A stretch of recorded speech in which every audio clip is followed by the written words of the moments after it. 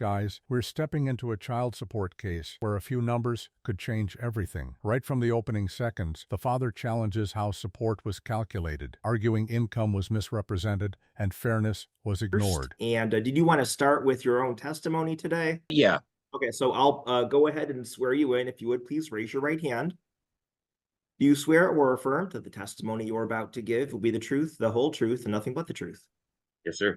Mr. Rue, you just kind of explain the basis for your objection and provide any testimony that you would like in support of that? Okay.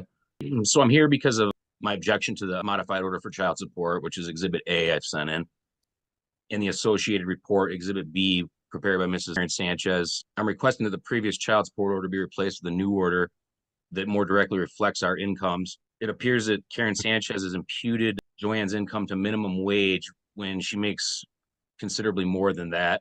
Childcare can be provided at my house 24 hours a day, 7 days a week, free of charge to the both of us if need be.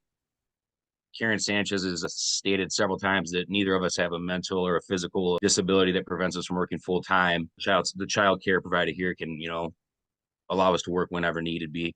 Also, my inheritance from my father is continuously calculated in the previous child support orders, which, from my understanding on the child support manual, is not accurate. It refers to gifts and such, and it's not considered income in any other taxing or anything like that. So my calculator is ran at both of our hourly wages at 35 hours a week, which lowers the support to, I think, 194 a month. And I think that better reflects both of our incomes. So I think that's pretty much all I have Okay. to add at this time. Ms. Rue, did you get a copy of those exhibits? I did. Okay. Did you have any questions for Mr. Rue about the exhibits or about any of his testimony? Not necessarily questions, no. Okay. So I guess Mr. Rue, as far as Miss Rue is concerned, well, I guess my question is, how do you know how much she's earning right now? I filed it's not quite a Freedom of Information Act with the front of the court. They believe it called it something different, but I submitted that and got the requested documents through the front of the court at the courthouse there. And those documents reflected income in excess of what Miss Rue was imputed at? Yeah, she makes $17.76 an hour, and Karen Sanchez imputed her to minimum wage, I believe, based on the fact that she's claiming she can't work 40 hours a week, which, shouldn't be a problem for either of us, the ability to provide childcare here. Based on your review of the documents, how much is Miss Rue actually working right now, or based on maybe what she's told you?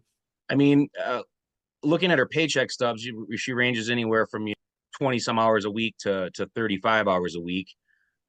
Which we both work in a service industry, which is understandable. I sometimes get, less than 40 hours a week. That's why I just average out the calculator to 35 hours a week. Seemed like a fair number because, in the summer, my hours will go up. And I assume, tourist business would increase her hours as well.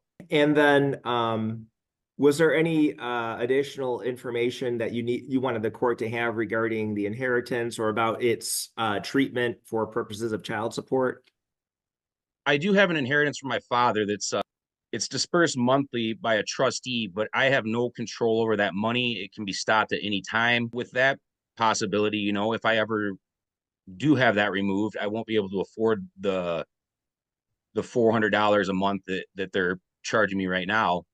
I have zero control over it. I really have no other information. It's definitely inheritance, not a gift or income as far as everything else is concerned, as far as taxes or anything like that. And I'm not trying to not pay child support. I'm trying to pay an amount that reflects, our income. Aside from that, I can provide, or I do provide, anything my daughter needs, boots, whatever, stuff like that. I help pay for anything that really she needs ever. So, but if that is stopped, then I can't afford the amount they're charging me right now. Other than the inheritance, did you think that the friend of the court got it right for your income as far as what you earned from your employment? Yeah, I believe so. I think Karen Sanchez had me at like 40,000, which is my $22 an hour at roughly 35, 40 hours a week. And I have no problem with that. But when her income is imputed at the lowest amount possible, it creates a larger gap when I am under the understanding that it's always supposed to try to bring the incomes closer together rather than further apart. Taking into account overnights and that, essentially Joanne has her one more day a week than me. So it's not like I'm not present or providing a place for her to be, on my days of the week.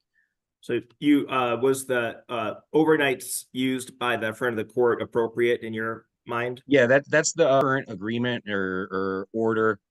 And I had no problem with any of that. It's basically just the incomes were the area in question, in my opinion. Karen Sanchez has never requested any kind of documentation on the trust. It's basically just word of mouth at this point. And I mean, I do have a copy of the trust, but I didn't submit it as any kind of evidence because I don't feel that it's income. That's, I guess, where I'm at with that. And And then it's whoops, sorry. you mentioned about, the childcare issue. So do you have a right of first refusal in your custody order at all? That I do not know. I would assume so, but I am not 100% certain on that. And you said that you can provide childcare for free, but what if you're both working at the same time? Well, my fiance stays home with my younger daughter, Charlie's half sister. So somebody is here at the house, all the time, whether it be my day off or she's here, and she will be here with Charlie sometimes when I'm at work now. So I don't see why that would be raise an issue. You're under oath offering Miss Rue free childcare. Yes, sir. Okay. Okay. Anything else at this point, Mr. Rue? I do have the Things get tense here as childcare and credibility collide under oath. The judge presses hard, and the father offers free childcare while explaining his household setup. Every word matters now because one wrong answer could damage his entire argument. copy of a text message from Joanne as well that indicates this is previous to the original, the modified child support order being put in place, where she contacted me with her thoughts that the child support was going to be reduced. And so I just like you'd consider that too, that she's well aware that could have been a possibility. And I feel it would have been if our incomes were put in at more accurate amount. Okay, Ms. Rue, we'll move on to your presentation. So I'll go ahead and swear you in. If you would please raise your right hand. Do you swear or affirm that the testimony you're about to give will be the truth, the whole truth, and nothing but the truth? Thank you. Lower your hand. All right. So did you want to just start off with any particular response to Mr. Rue's arguments? Sure. So honestly, fighting over money is not something that I prefer to do. The only reason I'm here is because it's for my daughter and my daughter only. In regards to some of his objections, one thing I will say is that I did turn everything in to Ms. Sanchez. And so however she imputed it was on her. I do feel like she probably imputed my income as, oh my gosh. That's okay. Take your time. So you're saying that she imputed she imputed your income at monthly gross income of $1,757 a month. I mean, it's basically full-time minimum wage. Was that what you were? Yes, yeah. And I believe that it was imputed that way because, as Mr. Rue said, I work in the hospitality industry. So my hours do get cut often. It's not because I don't have the availability. It's because the resort they have a budget and they can't put as many people on. So I do fight and argue for hours, but sometimes they're cut, and I can't do much about it. Even this week, I was cut down to 3 days. I ended up picking up Friday. So it's not for lack of childcare or wanting to work. In cases where I need childcare, I typically send my daughter on a play date, or my parents will come and visit and hang with her while I'm at work. In regards to the text message, so that text message was sent at a time where I was feeling very stressed and very concerned because I had just received a letter from DHS saying that my health insurance, I was no longer qualified for my health insurance. That turned out to be a glitch in the system. So at that point, I just wanted to express, when I said, apparently I make too much money, I was feeling that way because of that situation. I had also found out that my food help was reduced to $23. So I was just very concerned. And the only thing I cared about really was making sure that my daughter was able to do her extracurricular activities. He's never helped me with that before. And so that's why I sent that. Also, in regards to his offer for childcare, if I did need it, this also adds a 2-hour commute on me. So he lives 20 minutes away from me, and then to get to my work would be another 45 minutes, and then to do the same thing going back. It's a lot on a vehicle, which I don't even have my own vehicle right now. I'm borrowing one, and it's also a lot on gas. So I don't think that's really conducive. But again, I don't really need it because I'm available full time and I do have friends and family that will help. Regarding the inheritance, from what I'm getting from 205C is that income may include the value of gifts or gratuities, including money, food, shelter, and transportation that a parent receives from relatives other than a spouse, friends, and others, to the extent that it significantly and regularly reduces expenses or replaces or supplements employment income. So one, Mr. Rue inherited a $300,000 home about a year and a half ago that was fully paid off. That reduces significantly his expenses. In addition, when child support was initially computed, his inheritance was not included. It was, I don't know if it was intentionally withheld or just not something that was brought up, but it was not included in the first 3 years. So in the first 3 years, his income was computed at around $50,000 a year. Now his income is, from what I'm gathering on his paychecks, around $30,000. So therefore, he's using that inheritance money as a supplement to his income. He's using this to take care of our daughter. He's using this to take care of his other family members. And he's using this on a daily basis. So it's not like... The mother explains the reality behind her paycheck and daily stress. She talks about cut hours, lost benefits, transportation struggles, and how paperwork never shows real life. This is the emotional turning point where viewers start questioning whether the system truly understands working parents. It's something that is just sitting in a bank. As far as control over that, his family, I don't believe, is going to cut him off. And if they did, I would be more than happy to go back and refigure things. I don't want him struggling. That's not my intention. My intention is for my daughter to be provided with everything she needs. And sometimes I can't give her everything she needs. It also states that it generally does not count. It doesn't mean that it always doesn't count. So I just think that with it being a monthly income, it should apply towards the child support. It doesn't make sense not to. I mean, I think I've addressed all of his objections. I did notice too, as he said, that he's only working part-time. So again, this money is supplementing his income to provide for his family. He's able to still survive with or without income. And I thought, so, and you're inferring that Mr. Rue is working part-time because of the decrease in his income from the prior child support calculation, based on the fact that under the prior support calculation, the inheritance wasn't included, but yet there was a higher amount of income. Is that kind of the... Correct. You meant? Okay. Correct. He doesn't have to, he's quit many jobs and not worked for months at a time. And he's been okay because he doesn't have a house payment or a car payment. And he's still getting that, amount of money a month.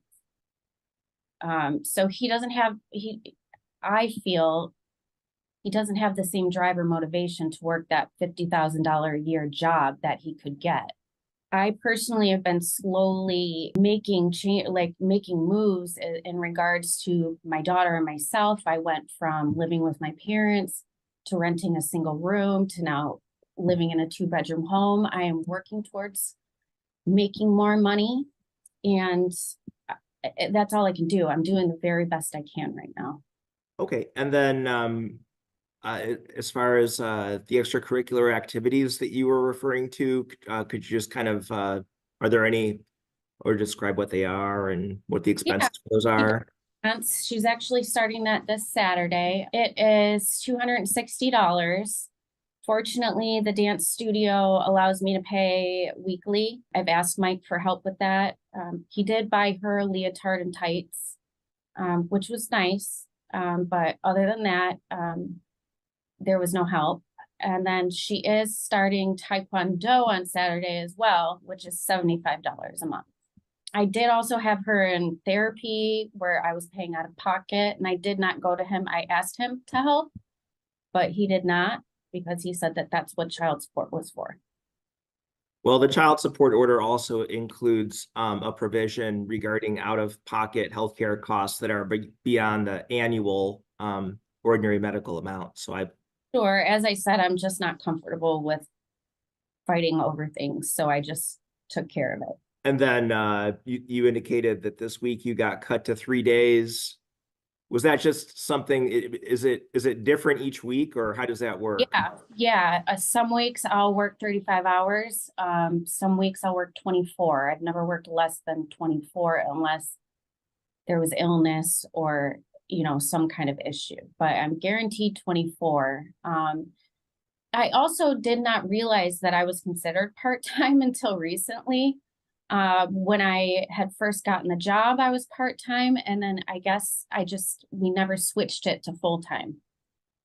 So that is something I'm also addressing. And how long have you been with that employer? 4 years. I do have a letter from my employer, but unfortunately I missed the deadline. I couldn't get a notary in time. I'm not sure if it's appropriate to read or not, but I do have one. Okay. And